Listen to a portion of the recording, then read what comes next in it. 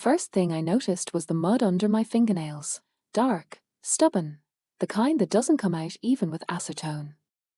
I'd been working since dawn on the east terrace, clearing the seasonal drainage system that runs beneath the property line. The work is hard, specific, and absolutely necessary. The winter storms had left debris packed into the stone channels, and if I didn't clear it myself to verify the job was done correctly, it wouldn't be done correctly. That's not paranoia. That's ownership. The second thing I noticed was the sound of tires on the gravel drive. Not one car. Multiple cars. The kind of arrival that announces itself through the valley. Expensive tires, careful steering around the landscaping, the subtle crunch of premium imported gravel that costs $300 a ton. I didn't need to check the time to know I was early. I shouldn't be here. My international trip to Singapore wasn't scheduled to end for another 5 days. A financial irregularity in one of our offshore holdings had forced me home 3 days ahead of schedule, and I'd driven directly from the airport to the property instead of going to my apartment in the city. I stood up, my hands still wet from the drainage channel, my jeans dark with water and soil. The terrace where I stood is about a quarter mile from the main house, connected by a restored stone path that I'd spent 6 months authenticating when I'd purchased the property. The house itself, Victorian, 1887, 23,000 square feet of original detailing and modern infrastructure hidden behind historically accurate facades, sits on 240 acres of what the real estate market calls a generational wealth visible from space. That's not my language. That's their language. I call it home, and I call it mine, because it is. I walked toward the main drive, not hurrying. The mud was still wet on my boots, and I made no effort to clean them. Courtesy would have suggested I disappear into the service entrance, change, and reappear as the version of myself that fits easily into rooms with people like the ones now stepping out of the 4 luxury vehicles that had assembled in my circular drive. Courtesy is the luxury of people who own nothing they have to protect. I own everything here, and the first thing you learn about that is that comfort is a secondary concern. The party, and it was clearly a party, emerged in stages. First the caterers, moving with the efficient precision of people who had done this 100 times and would do it 100 times again. Then the florists, carrying white peonies and ranunculus, expensive flowers, early season, imported, to arrange in the grand foyer. Then the guests began arriving. Men in custom suits. Women in dresses that cost more than my first car. And in the center of it all, my sister. Lauren Hale looked radiant in a way that made my stomach tighten with something I don't permit myself to identify as rage. She wore a white dress, very deliberately white, not ivory, not cream, but the white of someone announcing their own importance. She held a champagne flute in one hand and had a hand on the arm of a man I didn't recognize. Tall, expensive-looking in the way of people who have never had to think about what things cost because the answer has always been a not enough to mention. When she saw me, there was a fraction of a second, less than a second, where something flickered across her face. Recognition. Yes. But underneath it, something else. Calculation. Decision-making happening in real time.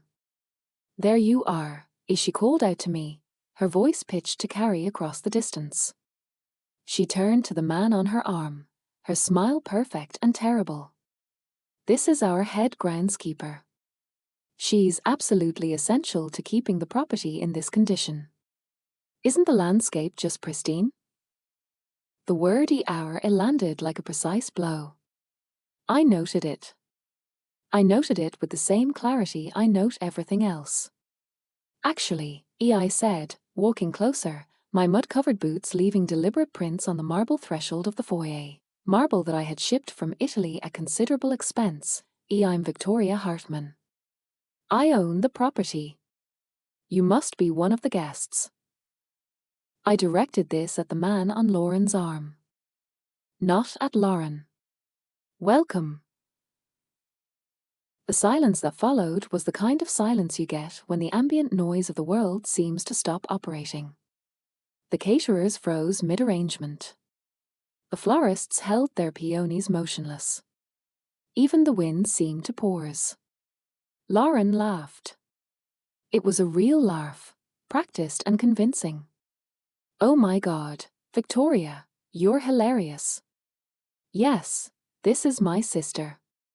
She just loves to make jokes about the help. It's like her whole personality." She turned back to the man. "She's genuinely funny when you get to know her. Kind of dry. We're not particularly close, but she's always been like this. Kind of weird and intense about work." I watched the man's face try to solve the problem of what he was seeing. A woman in modern work clothes. A woman in a white dress making authoritative statements about who she was. The dress was winning. It always does, in these early moments. "I'm going to check the wine cellars," I said to no one in particular. "The temperature control needs verification." I looked directly at Lauren. "By the way, I'd like to speak with you privately before the evening gets much further along. In the library." She waved a hand, dismissive. "Maybe later. We're in the middle of setting up. You can just do your thing, okay?" I left them there. The house was familiar enough that I could navigate it even in the dark, and I'd known the layout before I'd owned it. I'd studied the architectural plans for months before I made the offer. But I didn't go to the wine cellars.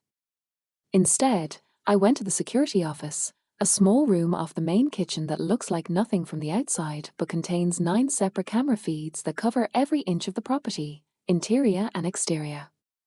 Daniel Ross was sitting at the monitors, and his face did something complicated when he saw me. "Ms. Hartman, you weren't scheduled to be here." Daniel has worked at the property for 14 years. Before me, he worked for the previous owner. He's 6'2", meticulous, and absolutely loyal to whoever actually pays him, which is me. "I came back early," I said. "Tell me what's happening." The younger Ms. Hale called Monday morning. She said she was you. She had your email address. She authorized a private event for an engagement celebration. 2,000 guests, full catering, overnight stay in the guest houses, premium alcohol service. It all seemed legitimate, so I assumed. "Assume nothing," I said. "Show me the authorization." He pulled the email up on the central monitor. I leaned in, and there it was, vhartman.property@hartmanestates.com. A new perfect replica of my actual email address, which is vhartman@hartmanestates.com. One extra dot. One small difference that would slide past anyone not looking carefully. I had been looking carefully for 4 years at every single transaction, and I trained everyone on staff to do the same. But a phone call, a casual verification, and a perfectly forged email signature had been enough. "How much?" I asked. Daniel pulled up the transactions. 43,000 to the catering company. 12,000 to the florist. 18,000 for the wine selection. She accessed the restricted inventory, the pre-1970 cellar. 22,000 for overnight security and valet. Miscellaneous services, another 16,000. Total, accounting for $111,000, I said. I already knew the number. I was running the calculation before he finished speaking. "There's more," Daniel said quietly. "She used your access codes to open the family archive room. The historic documents room. We found items removed from their display cases. I haven't had time to do a full inventory, but the preliminary count shows approximately 30 items from the collection missing or relocated." The family archive room is a climate-controlled space that I'd had constructed to house the pre-1920s documents, photographs, and artifacts that came with the property when I purchased it. It's not something the previous owners would have called valuable in monetary terms, though several items would have been valuable to a collector, but it's valuable in a different way. It's evidence. It's history. It's the thread that proves continuity of ownership. Which items?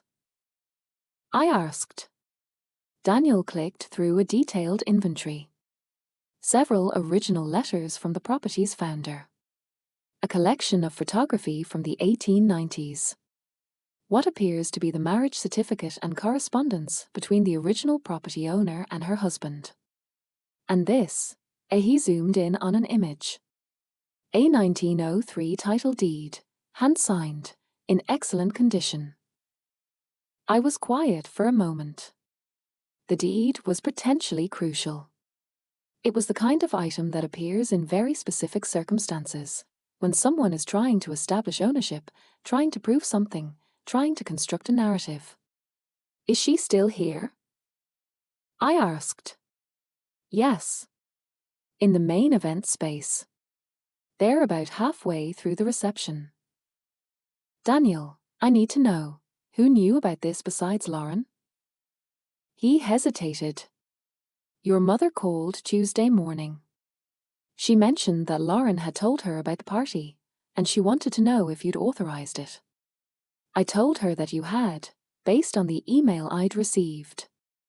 I told her the party was happening. I told her, he stopped.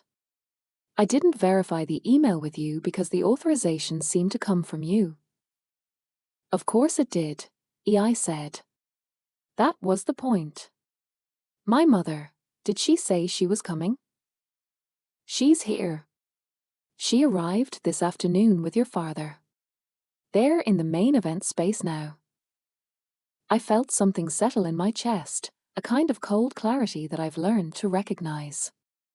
This wasn't just Lauren overstepping. This wasn't just a younger sister being stupid and impulsive. This was coordinated. This was planned. This was the kind of move you make when you have allies, when you have the kind of family narrative that says Victoria always does everything herself, she never lets anyone help, she's so controlling, the kind of narrative that softens the ground for what comes next. I need to see the feed from the family archive room, I said. Daniel clicked the camera selection, and the image shifted to show the climate-controlled room.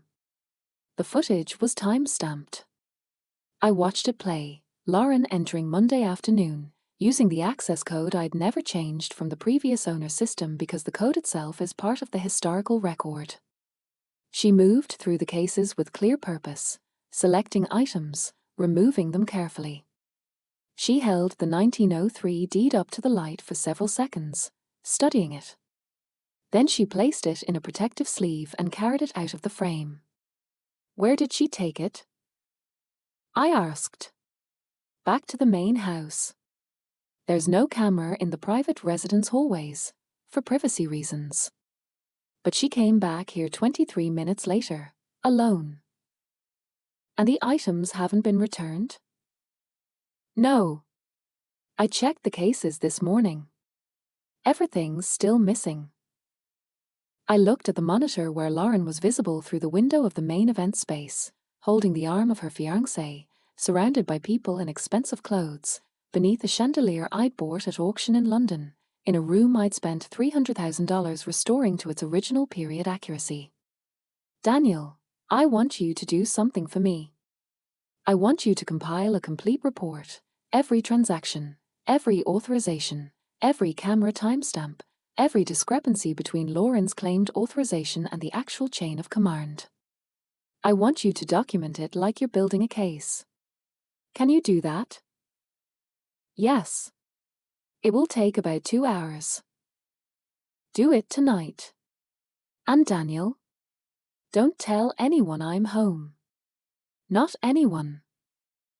I left the security office and made my way through the service corridors of the house, the staff passages that run between the kitchen, the supply rooms, and the main living spaces. These corridors are my favorite part of owning a house like this. They represent the hidden infrastructure, the work that makes the visible beauty possible. You can walk through them at night and understand the actual structure of a place, the honest architecture beneath the facade. I ended up in my private study, a room that only 3 people have ever been inside: Daniel Ross, my accountant, and myself. I removed my mud-covered clothes and showered in the ensuite bathroom, watching the dark water spiral down the drain. Then I put on a suit, something I keep here specifically for situations like this, though there have never been situations like this. Tailored, precise, very expensive, and very cold. I'd had it made by a tailor in Milan who charges $15,000 per garment because he understands something about fabric and structure that most other people never learn. The suit is the kind of thing that says, I know who I am, I know what I can afford, and I've made deliberate choices about how to present that knowledge to the world. When I stepped out of the study and into the main hallway, the ambient noise from the event space became immediately apparent. The sound of a party in full swing. Laughter, conversation, music, the clink of glasses. I could hear Lauren's voice, louder than it needed to be, performing the role of host. I could hear my father's laugh, the specific laugh he uses in situations where he's trying to fit into a social environment he's not quite comfortable in. But I didn't go to the event space yet. Instead, I went to the library and waited. It took 12 minutes for Lauren to make an excuse and extract herself from a party. When she entered the library, she was still holding her champagne flute, and there was still a smile on her face, but it had shifted. It was the smile of someone who had realized that the thing she'd done couldn't be unnoticed anymore. Before you say anything, she started, I can explain. Sit down, I said. I was standing by the window, looking out at the landscape I'd spent for years restoring. The garden lighting had been expertly installed, and the grounds looked like they belonged to someone who understood beauty and had the resources to maintain it. Victoria, I don't think. Sit down, Lauren. She, Saturday. The white dress pulled around her on the leather chair, my leather chair, in my library, in my house. How long have you been planning this? I asked. I don't know what you mean. I turned to face her. The forged email. The access to the family archive. The private authorization to use the restricted wine collection. The 1903 deed that's currently, I would assume, somewhere in your possession or your fiancé's family's possession. How long have you been planning this? She was quiet for a moment. I watched the calculation happen on her face again, the same real-time decision-making I'd seen when she first saw me in mud. 3 months, she said finally. Who helped you? What makes you think anyone helped me? Because you're smart enough to know you couldn't do this alone, but not smart enough to know why you shouldn't. That combination only produces this specific kind of choice when someone is backing you. Who? She didn't answer, but she didn't need to. I already knew. I'd known the moment Daniel mentioned that my mother had called on Tuesday. The deed, I said. What were you planning to do with it? Nothing. We just wanted to borrow it. For context, Evan's mother is interested in the historical significance of the property. She has a whole collection of early American documents, and she wanted to see. You were planning to establish a narrative, I interrupted. You wanted to see the idea that the property's title is unclear, that there's some ambiguity about ownership, that perhaps the deed was worth questioning. And then, at some point in the future, when that narrative had been watered and tended, you would suggest that maybe the ownership wasn't as straightforward as everyone believed. No. That's not. Yes, I said. That's exactly what you were planning. Because this isn't about one party. This isn't about you being impulsive.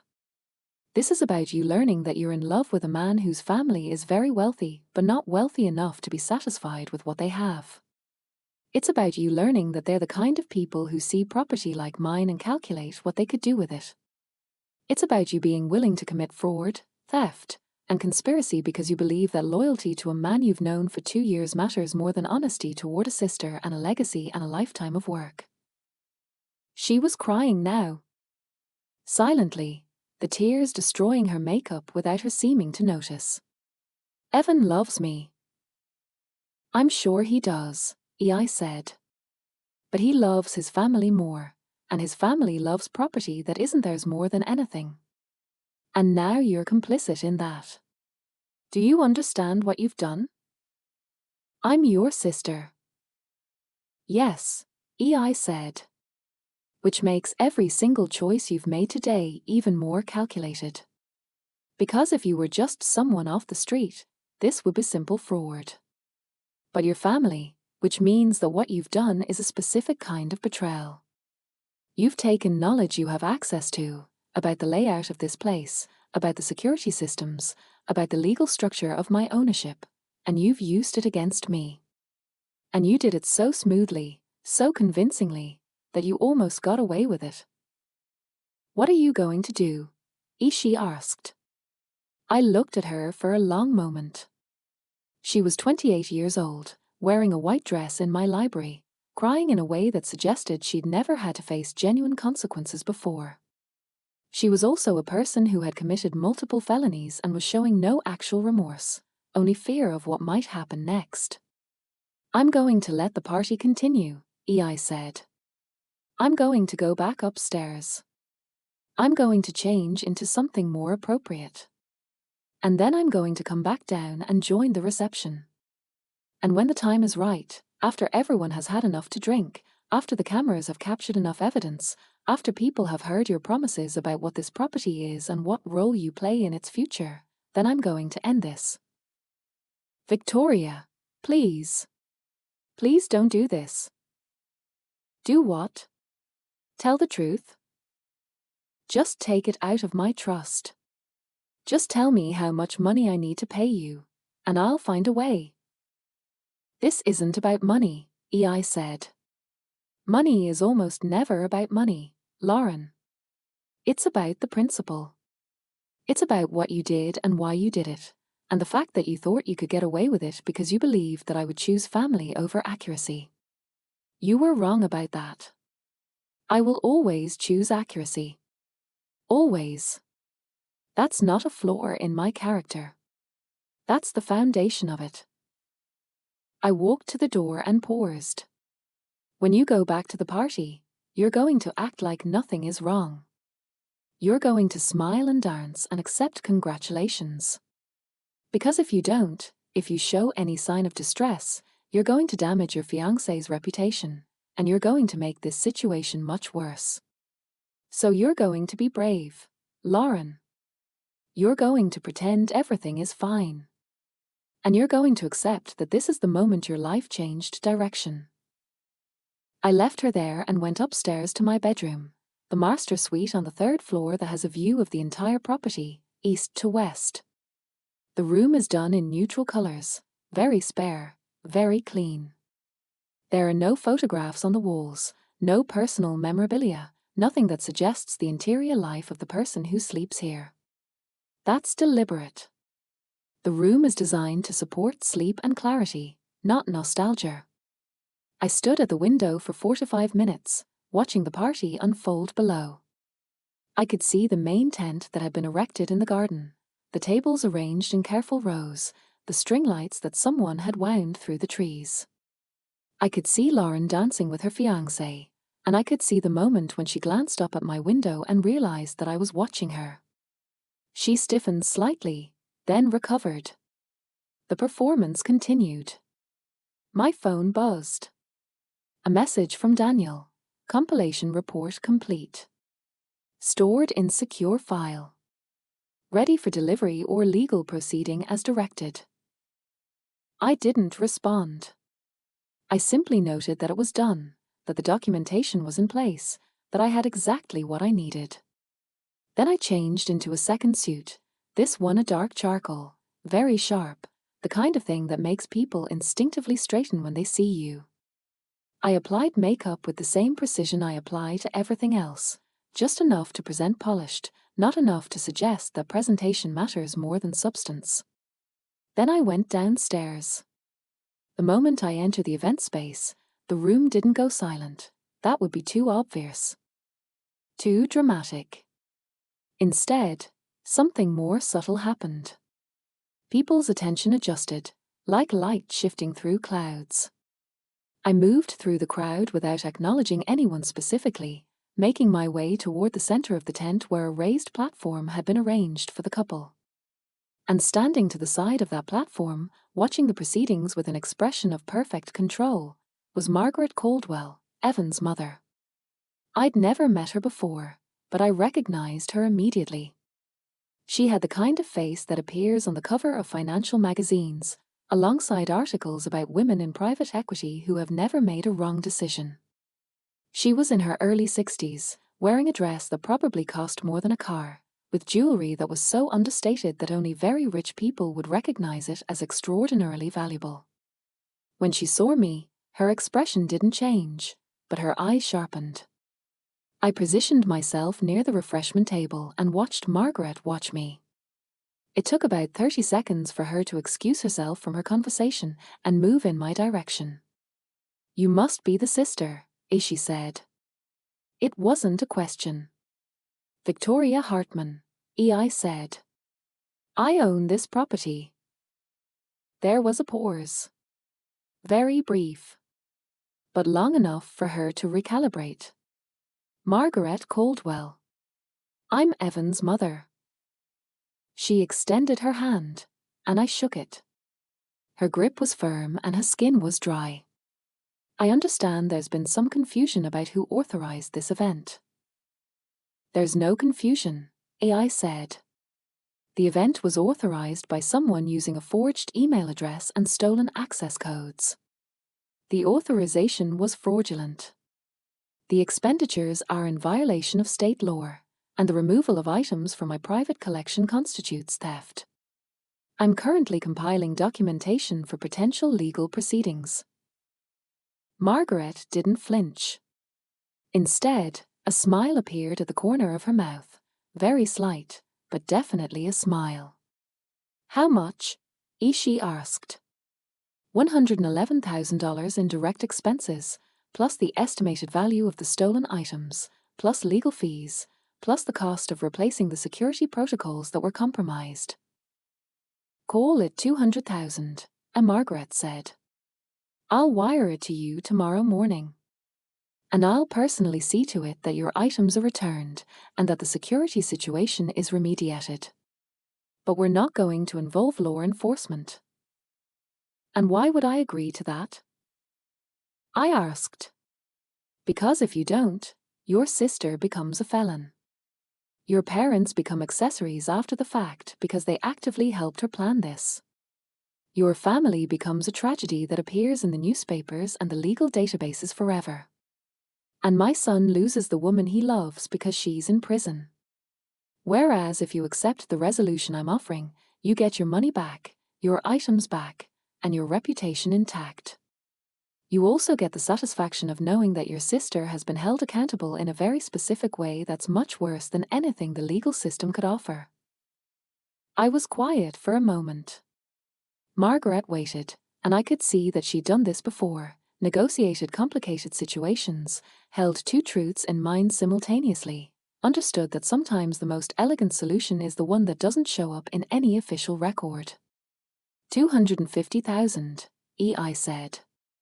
"Agreed," Margaret said immediately. "With the understanding that this situation is now closed, permanently, and that your property is no longer involved in any capacity with my family." "What about your son?" "He's done," Margaret said. "The engagement is over. He doesn't know it yet, but he is. I don't involve myself in my children's relationships normally, but I'm absolutely involved in their integrity. His integrity is compromised now. I'll handle the social messaging, and he'll recover, and he'll learn something valuable about the kind of people he associates with. But the engagement ends tonight. I understood what she was really saying. She was saying that her family had made a calculation and had determined that my property, or whatever it represented to them, whatever value it held in their larger strategy, wasn't worth the damage that would come from pursuing it. She was also saying that she recognized me, that she understood what I was, and that she was offering a kind of professional respect that crosses normal family boundaries. I need the first payment within 24 hours, EI said. And I need written documentation that the items are being returned intact. You'll have it, Margaret said. She extended her hand again, and we shook a second time. Then she turned and began moving through the crowd with the same efficiency with which she'd approached me. I watched as she located Evan and drew him aside, watched as she said something that made his face change completely, watched as he looked around the tent as if it had become a foreign country. Lauren, still dancing, still performing, didn't notice. Not yet. I stayed in the tent for another hour.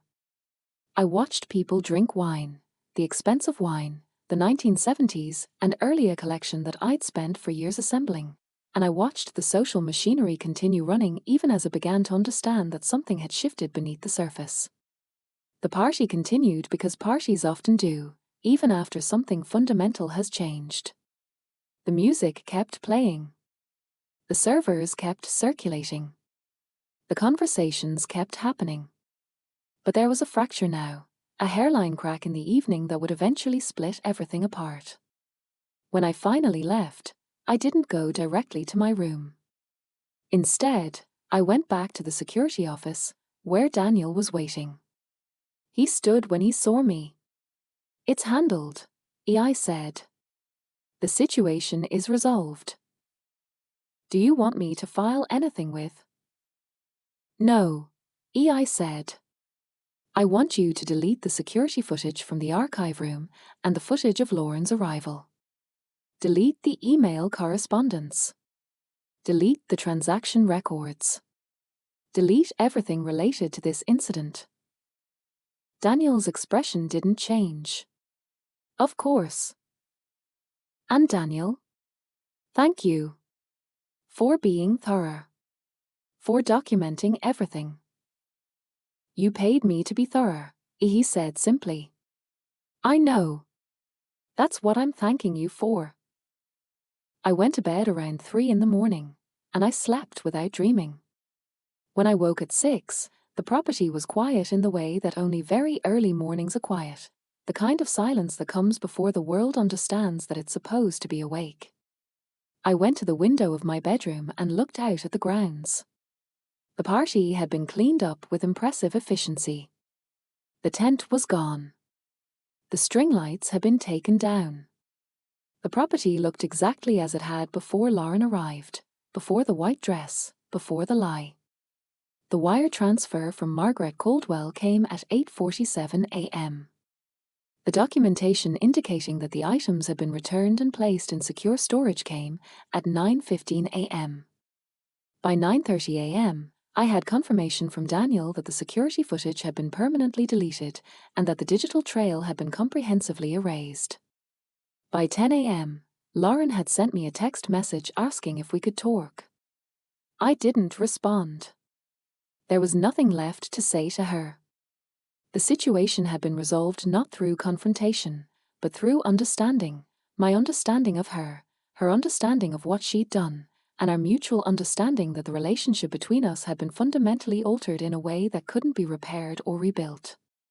My parents called around noon. My mother's voice was tight and controlled, which meant she understood that she'd been wrong, and now she was angry about it. My father said very little, but what he did say was apologetic in the way that men often apologize, not directly, but through a kind of awkward quietness that suggests they recognize they failed to understand a situation they thought they understood. I'm very disappointed, I said to both of them.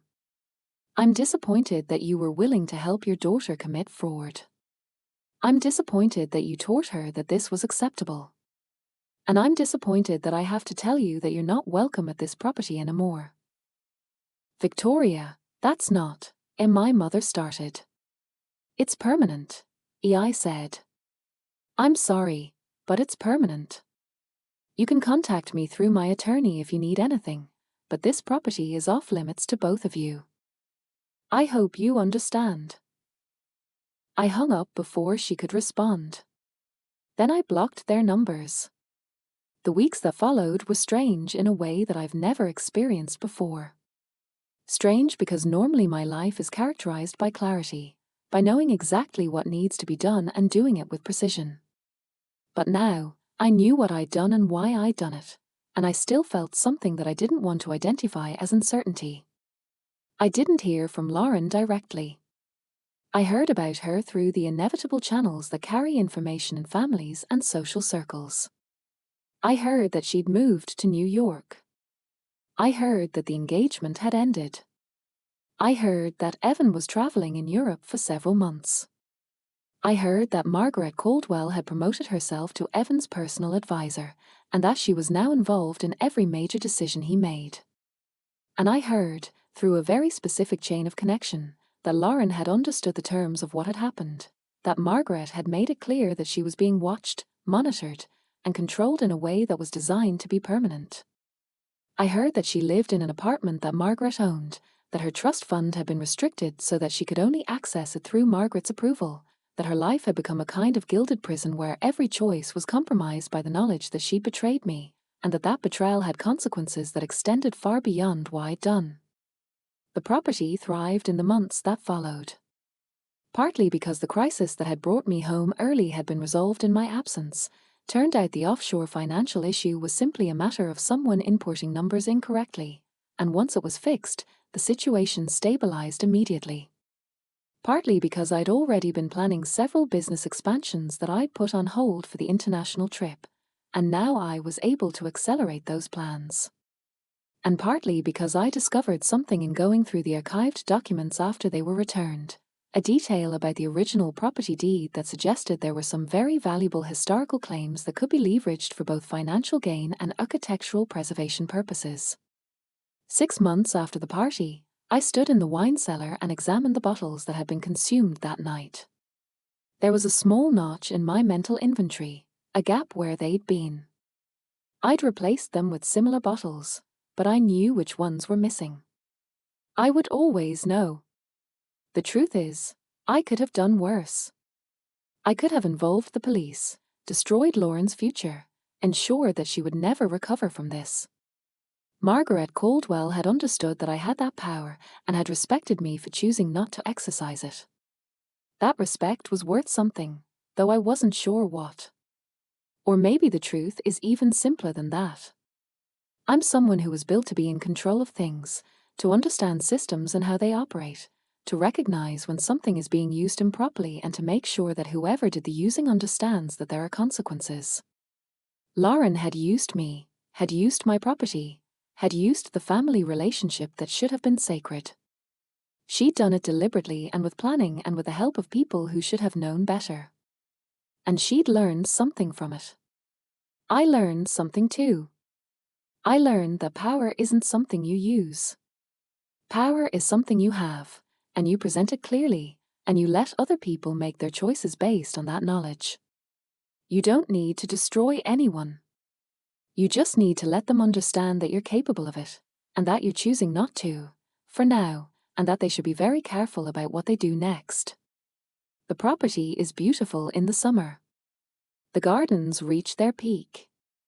The light is long and golden, and the grounds seem to belong to a different world entirely, one where everything is in its right place, where nothing is out of order, where the infrastructure and the beauty work together so perfectly that you can almost forget that one of them is serving the other.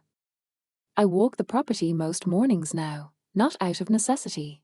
Daniel handles most of the maintenance decisions, but out of something I might call preference. If I was the kind of person who acknowledged preferences as distinct from efficiency calculations. The mud under my fingernails is gone, replaced by the carefully maintained grooming that befits someone in my position. But sometimes I remember the feeling of it, the weight of actual work, the immediate evidence of effort, and I think about how clean everything looks when you're standing far enough away from it. I haven't heard from Lauren directly since the night of the party. I don't expect to. Some relationships exist in the past tense, and the best thing you can do is acknowledge that and move forward. I have. She has. And Margaret Caldwell, somewhere in Manhattan, in an office that probably costs more than some people's houses, understands exactly why I made the choices I made and has probably told her son something he'll spend years trying to understand. The property document from 1903 is back in its case in the family archive room, under climate control, preserved against time and damage. No one is going to forge it or steal it again.